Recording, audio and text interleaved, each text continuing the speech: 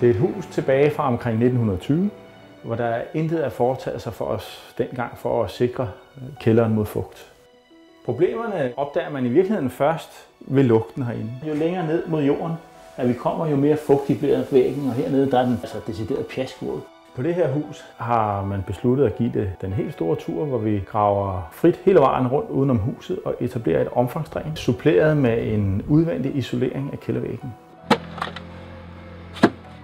Omfangsdrænet ligger der for at lede vand væk. Den skal ligge 30 cm under den bygningsdel, den skal tørreholde. Og i det her tilfælde er det kældergulvet, vi regner for det punkt, den skal tørreholde, så den skal ligge 30 cm dybere end kældergulvet. Men samtidig må vi ikke grave under fundaments underkant. Drænledningen skal sørge for, at vandet kommer væk.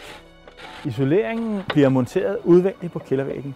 Udvendigt på isoleringspladerne, der fylder vi randen til med noget groft grusmateriale, det hedder drængrus. Det er så groft, så stenet, så vand der kommer regnvejr og vand der siver til fra jorden, det løber lynhurtigt ned til drænledningen. Det kan ikke holde på vandet. Hele den konstruktion er udført med henblik på dels at få dugpunktet ud på udvendig side af kældervæggen og sørge for, at vand hurtigt bliver ledt ned til drænet og kommer væk.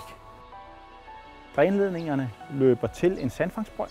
Den fanger sand og urenheder, men tillader vandet at passere videre over i drænpumpebrønden. Her står jeg med pumpebrønden, drænpumpebrønden. Den har to funktioner.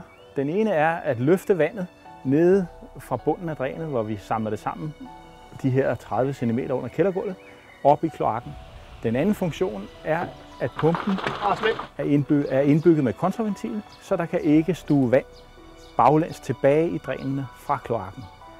Den er en vigtig komponent i et omfangsdræn.